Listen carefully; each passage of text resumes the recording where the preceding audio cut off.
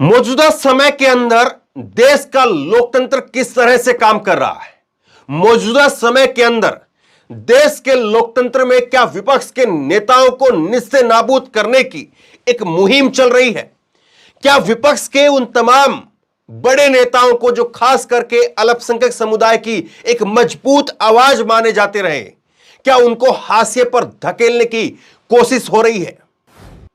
आजम खान किसी परिचय के मोहताज नहीं। आजम खान, जिन आजम खान की कभी तूती बोलती थी, लेकिन आज आजम खान और उनके परिवार को किस तरह से राजनीतिक हाशिए पर धकेलने की एक मुहिम दिखाई पड़ती है।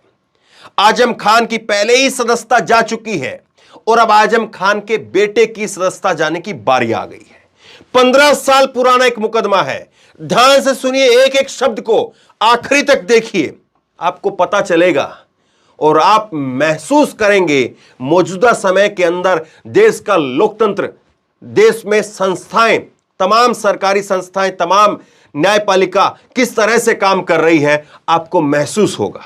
15 साल पुराना एक मुकदमा, जिस मुकदमे के अंदर, जिस घटना के अंदर आजम खान साहब और उनके बेटे, उन्होंने एक धरना दिया था सड़क के ऊपर, तब वो एक मुकदमा दायर हुआ था। मैं पूरा मुकदमा आपको बताऊंगा, पूरा घटना आपको बताऊंगा।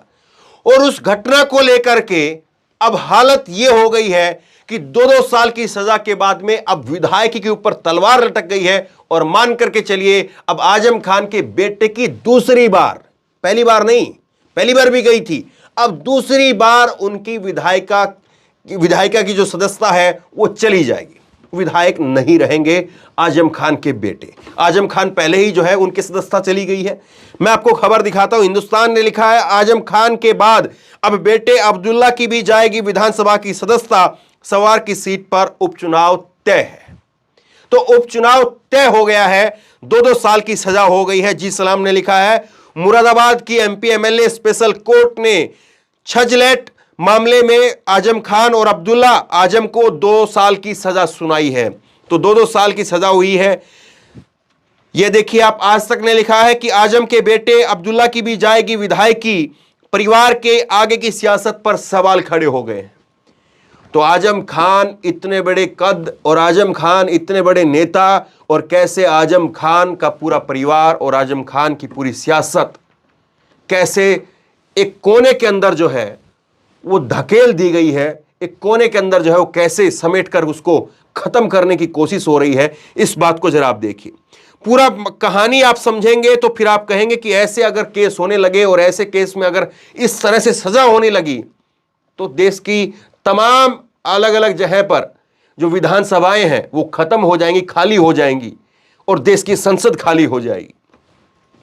खैर, मामला क्या था मैं आपको ध्यान से बताता हूं, आप एक एक शब्द देखिए इसको। 31 दिसंबर 2007 की रात उत्तर प्रदेश के रामपुर स्थित केंद्रीय रिजर्व पुलिस बल सीआरपीएफ के शिविर पर आतंकवादी हमला हुआ था, जिसके बाद में पुलिस ने लगातार वाहनों की गहन तलाशी अभियान चलाया था। इसी क्रम में 2 जनवरी 2008 को सपा नेता आजम खान के काफिले की जांच के दौरान रोके जाने पर वह नाराज हो गए। इसके बाद में वह हरिद्वार राजमार्ग पर धरने के लिए बैठ गए थे और हंगामा किया था। धरने पर बैठ गए, उनका काफिला रोका गया था। काफिला रोकने के बाद वो गुस्सा हो गए कि मेरा काफिले को कैसे रोका, और इसी बात को लेकर के जो है उन्होंने धरना शुरू कर दिया। अक्सर ऐसा होता है, नेता जो है वो किसी भी पार्टी के हो, अक्सर इस प्रकार से जो है जब उनकी चेकिंग की जाती है तो फिर वो गुस्सा होकर के बैठ जाते हैं धरने के ऊपर। अब आगे देखिए, इसमें अभियोजन पक्ष के अनुसार मामला 2 जनवरी 2008 का है, जब कार में जिसमें अब्दुल्ला आजम और आजम खान जो यात्रा कर रहे थे को मुरादाबाद जिले के छजलेट थाना क्षेत्र में उनकी खिड़कियों पर काली फिल्म होने के कारण रोका गया था। अब 2017 के अंदर 15 साल पहले काली फिल्म को लेकर के कितना जो है वो हो हंगामा होगा, आप अंदाजा लगा सकते हैं। और विधायक उस समय भी जो है वो आजम खान की जो है तूती बोलती थी। तो आप ये बताइए कि उस समय में उनको रोक लिया गया, उन्होंने धरना शुरू किया था, तब ये पूरा मामला है। आगे देखिए आप, अभियोजन पक्ष ने तर्क दिया था कि चेकिंग के दौरान कार चला रहे अब्दुल्ला आजम पुलिस के सामने वाहन के दस्तावेज पेश करने में विफल रहे। अब गाड़ी के जो है कागजात करने पेश जो है वो मांगे गए।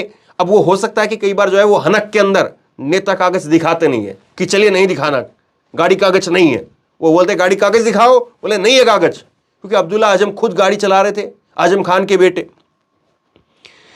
अभियोजन पक्ष के वकील ने कहा कि इसके बाद बहस शुरू हुई, नॉर्मल जिस तरह से होती है, जिसके बाद गाड़ी में पीछे बैठे आजम खान बाहर निकल आए और जिससे विवाद बढ़ गया। अब आजम खान में भी जो है वो 15 साल पहले आपको मालूम है किस तरह का उनका तेवर रहा होगा। अभियोजन पक्ष ने कहा कि इसके बाद सपा के कई सदस्य मौके पर पहुंच गए और सड़क जाम करते हुए पुलिस के खिलाफ प्रदर्शन किया। इस मामले को लेकर के छजलैट थाना पुलिस ने आजम खान समेत 9 लोगों के खिलाफ मुकदमा दर्ज कराया था। तब से लेकर अभी तक इस मामले की सुनवाई चल रही थी और अब सुनवाई पूरी हुई और सुनवाई में 2-2 साल की सजा हुई। और 2-2 साल की सजा हुई मतलब कानूनन अब जो है उनकी विधायकी जाने का रास्ता जो है साफ हो गया है। यह मामला आपको लग रहा है कि इतना गंभीर है, इस तरह का मामला है कि वाकई जो है इसमें 2 साल की सजा वो होनी चाहिए थी। कोई नेता की गाड़ी रोकी जाए, वो नेता गुस्से में हो जाए, वो नेता की बहसबाजी हो जाए और नेता सड़क पर धरना शुरू कर दे और उस धरने के बाद में आप जो है उसकी 2 साल की सजा करवा दे। अगर ऐसा होने लग जाए तो मैं कह रहा हूं देश के अंदर जितनी भी विधानसभाएं हैं उसमें कितने नेता बचेंगे और कितने नेता जो है वो लोकसभा के अंदर बचेंगे। सोचिए जरा इस बात को। और कमाल की बात यह है कि आज आजम खान को इस बात के लिए और उनके बेटे को इस बात के लिए 2 साल की सजा हुई है कि उन्होंने रोड के ऊपर धरना दे दिया, लेकिन जंतर मंतर पर आकर के कोई कुछ भी नारे लगा देता है। जंतर मंतर पर आकर के कोई जो है वो अपने आप को साधु कहने वाला वो कहता है मैं 83 साल का हूं, 80 लोगों को मार दिया है, शतक करना है मेरे को। कितनी सजा हुई? कोई एफआईआर तक हुई हो तो बताइए। और उल्टा अगर उसको कोई पत्रकार, उसको कोई चैनल दिखाए तो फिर उसके ऊपर नोटिस होता है। जंतर मंतर के ऊपर आकर के जो है वो किस तरह से नारेबाजी होती है, किस तरह से राजधानी दिल्ली के अंदर खुलेआम हेट स्पीच होती है, खुलेआम जो है वो कत्लेआम लोगों को मारने का ऐलान किया जाता है। उसको लेकर के सुप्रीम कोर्ट तक जो है वो फटकार लगाता है और सुप्रीम कोर्ट के फटकार के बावजूद जो है वो पुलिस वो कैसे एफआईआर तक नहीं करती और एफआईआर करती तो चार्जशीट नहीं होती है। ये सारी चीजें आपके सामने हैं। एक वो समय जब 15 साल पहले इस बात को लेकर के केस दर्ज हो गया और आज उस बात को लेकर के सजा हो गई, और एक आज का समय कि आप खुलेआम कत्लेआम का नरसंहार का ऐलान कर दीजिए और आपको कोई बड़ा पद मिल जाता है। खुलेआम नारे लगा दीजिए देश के गद्दारों को और डैश डैश डैश डैश, और आप कहां से कहां पहुंच जाएंगे। और फिर खुलेआम जो है आप कह दीजिए दिल्ली के अंदर खड़े होकर के पुलिस अधिकारियों की मौजूदगी में कि जब तक ट्रंप साहब यहां पर है तब तक हम आपकी सुन रहे हैं, ट्रंप के जाने के बाद हम आपकी भी नहीं सुनेंगे। और उसके बाद दिल्ली में क्या हुआ, कपिल मिश्रा का बयान आपको याद होगा। लेकिन आज देश के अंदर किस तरह से चीजें चल रही है, किस तरह चीजें हो रही है, वो आपके सामने है। और आप खुद बताइए देश के लोकतंत्र के लिए चीजें कितनी सही है। और अगर ऐसे ही कार्रवाई होगी तो फिर कौन बचेगा और कौन छूटेगा और कौन रहेगा, आप खुद बताइए।